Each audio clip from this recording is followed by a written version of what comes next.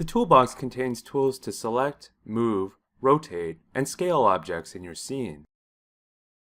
You can use the Q, W, E, R keys to quickly access these tools without having to select them in the interface.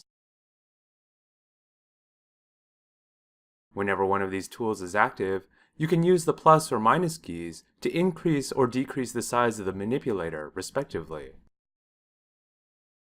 Or hold J to transform the object along set increments.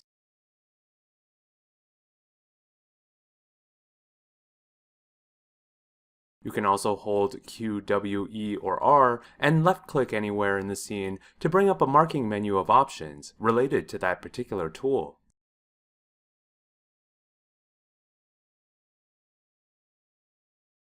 Most of these options are the same as those available in the Tool Settings editor, which you can quickly bring up by double-clicking the respective tool in the toolbox.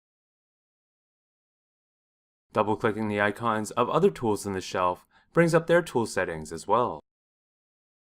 Additionally, you can access the Show Manipulator or Universal Manipulator tools by pressing T or Ctrl-T respectively. The former is specific to the type of tool currently selected, while the latter incorporates elements of all the transform tools in a single place. Any current tool not normally stored in the toolbox is placed in the last slot here. You can then access it by pressing Y.